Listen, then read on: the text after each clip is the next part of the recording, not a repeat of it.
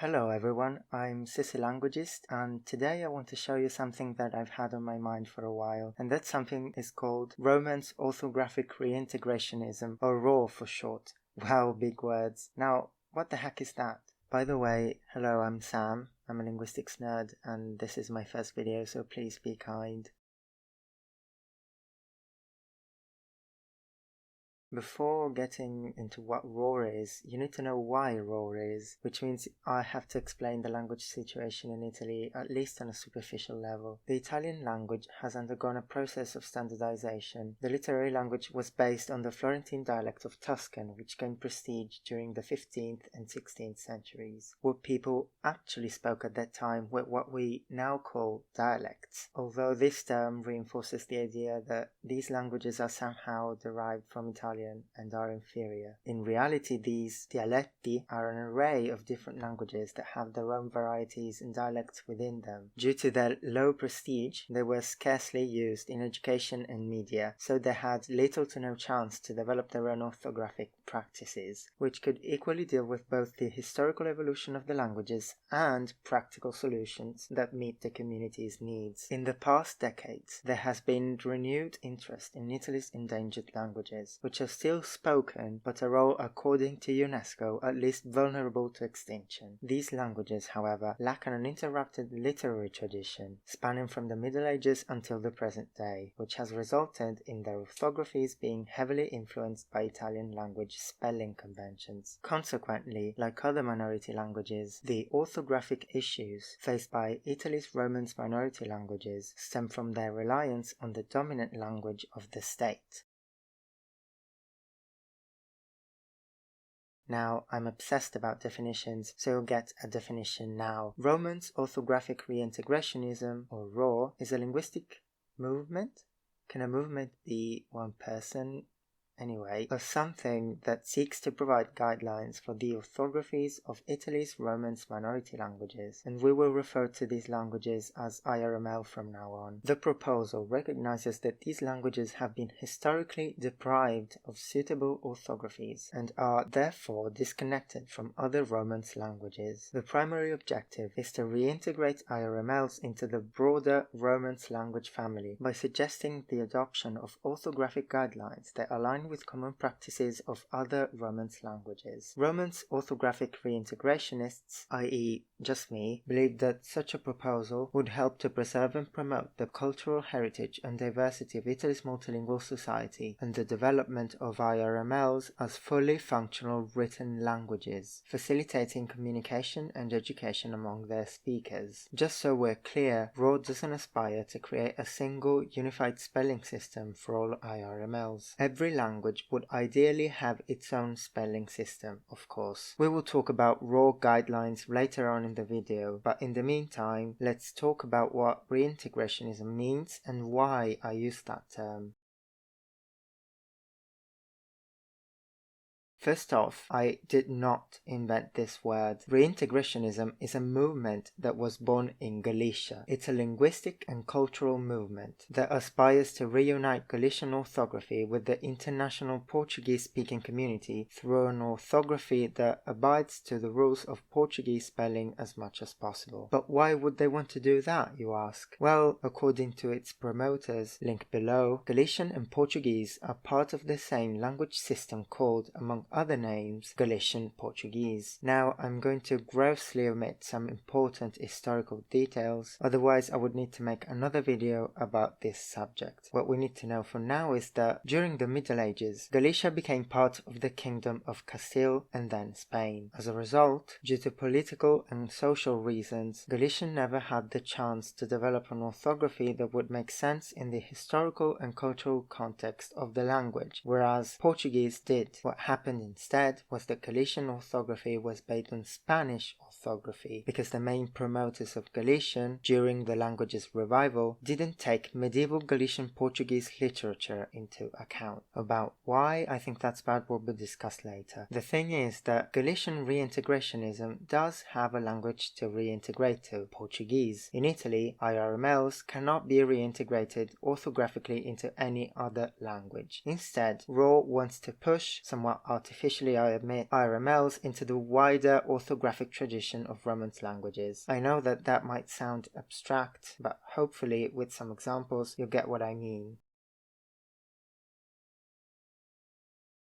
Just a heads up, I am going to use specific varieties of IRMLs, but that does not mean that IRMLs do not have geographical or other types of variation. These are just examples. The easiest way to showcase how raw would be applied to the orthography of these languages is through probably the most famous phonological change that occurred in the history of Romance languages, palatalization. Let's take the Latin sequence che. It evolved into che in Italian, se in French and Portuguese, and the in Spanish. But since these languages have had the chance to be written almost uninterruptedly throughout their history, the sequence is still written as CE, as it was in Latin. For ARMLs, however, this is not the case. This che sequence evolved very differently in Italy, depending not only on the language but also on the dialect. Emilian and Veneton have either se or the, and some dialects of Sardinian do not change the sound K at all. Because of this difference with Italian, these languages have to find new ways to write what was once K in Latin, which are not etymological. This doesn't mean that their orthographies have perfect correspondence between sound and writing, because they still follow Italian orthographic rules, which are predictable for the reader, but one letter can still make more than one sound, and that's fine. Italian spelling is often just not suited for other languages. In Emilian, Romagnol and Lombard, the sound ch exists. In Italian, this is written as CI before A, O and U, and C before E and I, but you cannot write this sound at the end of words, because it doesn't occur in Italian. So the languages mentioned have to compromise with Italian orthography, and make some clunky or ambiguous spelling choices, often disambiguated by additional markings and diacritics, which I think unnecessarily complicates things. So what Romance orthographic reintegrationism suggests is to find an etymological alternative for the representation of these sounds. Let's take a look at the example of ch. Sicilian, Neapolitan and Southern Sardinian all work like Italian to write this sound, and raw does not suggest we should change that because it makes etymological sense. Cento became Sicilian cento, Southern Sardinian cento and Neapolitan ciende. Other RMLs have ch too. It just didn't always come from Latin k, written as c. So according to raw, another way of writing this sound has to be found. C should be used in those instances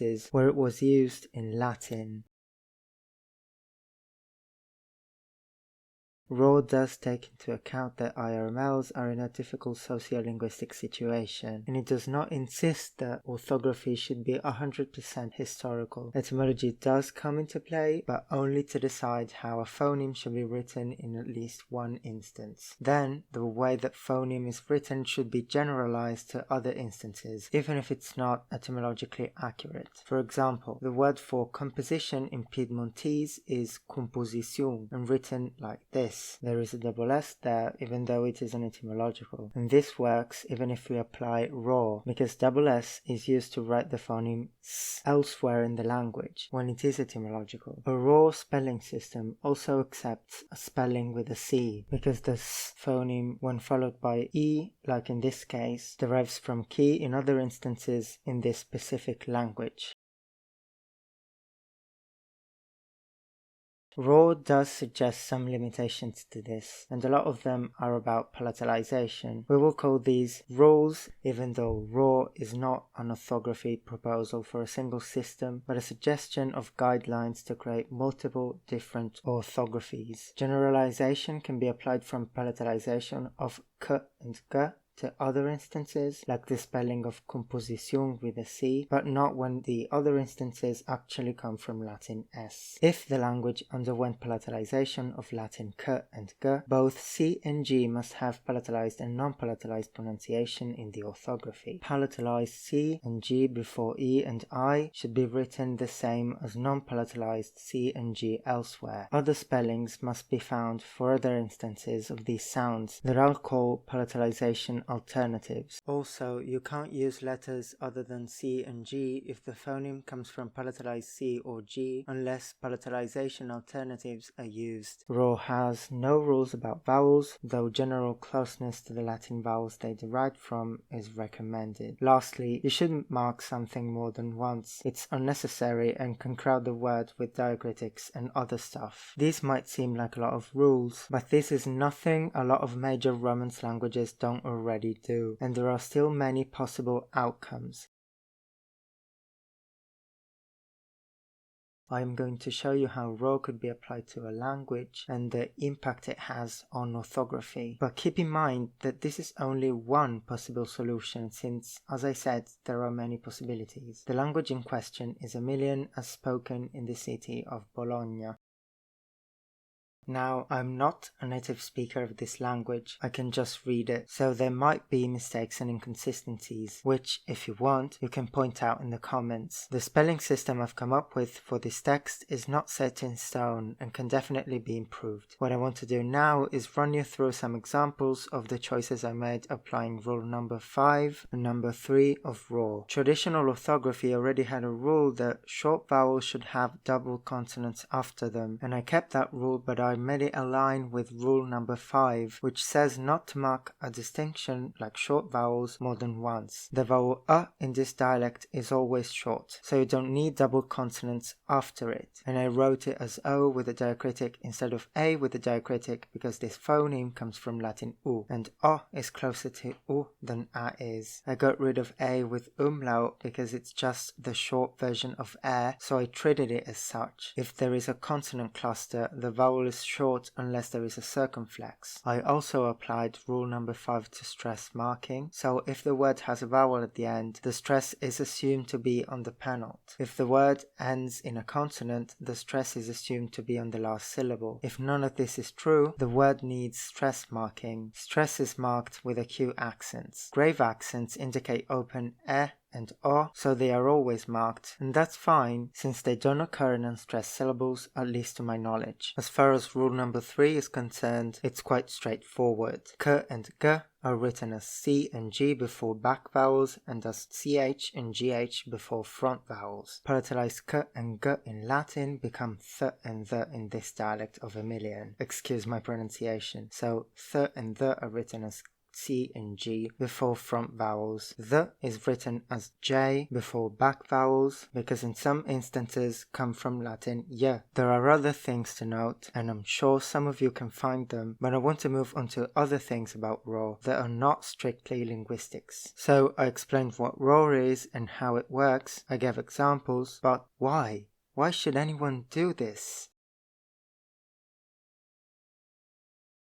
As stated by Bugnais.com, link in the description, a website about the Emilian dialect spoken in Bologna, a woman was asked why she doesn't read poetry in her native dialect, to which she replied, "I don't know how to write hieroglyphs." The presence of all these diacritics that make this spelling look like hieroglyphs in this variety is due to the language's distinct phonological inventory that sets it apart from Italian. A reintegrationist spelling could potentially ease the confusion that native speakers may feel when encountering current systems. Developing such an orthography, as will be later discussed, requires adequate funding and resources beyond personal initiative alone, but adopting a raw-based spelling system could significantly simplify things for native speakers as they approach the language. Now, we're bleeding into the ideology section of this video, so I'll anticipate things about it now. I believe minority languages face a secondary yet crucial challenge: isolation from other languages within their family and beyond. This isolation feeds their reliance on Italian spelling, as every speaker is educated through Italian, and searching for alternative solutions seems pointless. While this reliance on the majority language is understandable, I am an IRML speaker myself and share these concerns. It ultimately prevents people from coming up with alternative solutions and creative strategies. I also believe that this dependency strengthens the enormous linguistic influence Italian already has on IRMLs. As speakers of Romance languages, we are accustomed to being able to understand some sentences in each other's languages when we travel to different countries. Sometimes we can even have extensive conversation with each other if we become familiar with the other person's vocabulary and pronunciation. There is a fascinating example of this on the internet called Liga Romanica on YouTube and Twitch, where speakers of different languages chat with each other. However, when it comes to writing, it's different for ARMLs. Unlike majority languages such as Spanish and Italian that have a somewhat unifying orthography, these languages have spelling systems that are heavily based on a different language. As a result, individuals who do not speak ARMLs may find it challenging to understand the written texts, making them appear foreign despite being able to understand them when spoken. So these are all the reasons, but how should spelling systems be implemented? I do believe everything I'm saying here, so if Romance orthographic reintegrationism became popular, I would be over the moon. However, I do not expect this to happen, ever. But that is how RAW becomes reality, by becoming popular. It has to become a movement. More people need to be convinced that it's a nice way to improve spelling. Also, government bodies should teach these languages in schools, and there have to be properly regulating bodies for them. I'll understandably never be this optimistic, so I'll just move on to the next section. I've already mentioned that behind this really big brain fart is the idea that minority language isolation is bad and orthography can help with that, but it's not the only idea behind RAW. This proposal talks a lot about Romance minority languages in Italy, but it can be applied to many other linguistic situations. For example, there are many minority Romance languages and varieties that have no standardized orthography that could use RAW conventions, such as Arpitan, many langues d'Oil, and others. The reason why I say that there's an ideology behind RAW is that reintegrationism, currently applied only to the Galician language, can serve as a valuable social and cultural movement that unites languages within the same family and their peoples. Majority languages have influenced many minority languages, leading to their isolation from one another. Consider families and subgroups such as Frisian, Mongolic, and Inuit, among others, which have vastly different orthographies due to their geographical isolation, and more significantly, the implications of being a minority language. A global reintegrationist movement could encourage international communication and cultural exchange between peoples that have similar cultures but have been separated by modern borders of nation states.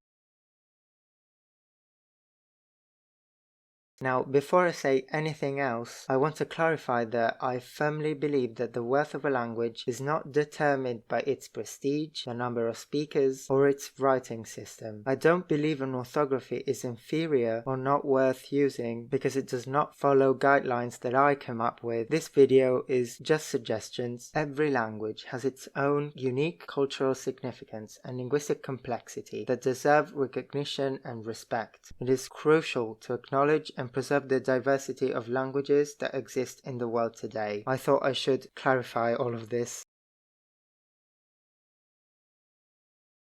I have to acknowledge in this video that there are some things that make a change in spelling actually good, and I encourage you to check out Cakelin's video When Spelling Reforms Work, which lays out 4 interesting principles, and I wholeheartedly agree with every single one. However, I do not think that IRML orthographies could ever follow all of these guidelines. Sure, you can take some inspiration from the previous spelling system, and you can do that while also not breaking raw principles, but that's as near as a raw reform could ever get to being considered good. Following my guidelines would be too much of a change from the previous spelling rules, but I do think it's necessary. I mean, if the general population doesn't use traditional orthographies and said orthographies are not standardized, can this be called reforms? Well, I do think that basically all ARMLs are in desperate need of orthographic changes, let alone those ones who don't even have any official orthography. It needs to be acknowledged that in the context of Italy's languages, raw would change some orthographies more than others. Particularly, most languages of central and southern Italy are part of the same subgroup of Italian, Italo-Dalmatian, so the languages that would be most affected by raw are part of other subgroups: Gallo-Italic, Rhedo-Romance, Veneton, and Sardinian. Implementing raw guidelines nationally would result in an asymmetric effort for different regions of Italy, and that should be acknowledged. Another thing we have to talk about is this. These hieroglyphs are not just spelling, and I do realize that current spelling system of IRMLs, given that a good amount of the general population use them, have a meaning of identity, and raw would affect that, supposedly in a negative way. This is especially true for languages whose spelling system is very different from the Italian one. However, it's important to note that these differences often arose from Italian spelling, which had to be modified and expanded to suit the needs of other languages. In all fairness, some might say that raw might strip away the sense of identity by making these spelling systems closer to Italian, and it kinda does. Look at the example text I used earlier. But raw is a form of reintegrationism with all Romance languages, so yes, it brings these orthographies closer to Italian, but also Spanish, Portuguese, Catalan, etc. I don't think it's fair for me or anyone to tell others that the spelling system is not worth using, but I do think it's cool to talk about how our identities intersect with the way we spell things. If you want, have a discussion in the comments. Phew, that was the longest anything I have written in a while. Thank you for watching, and I hope you liked this video. Ultimately, whether the pros outweigh the cons of raw or vice versa is up for debate, and it's important to consider the unique contexts and perspectives of each language community. Let me know what you think in the comments.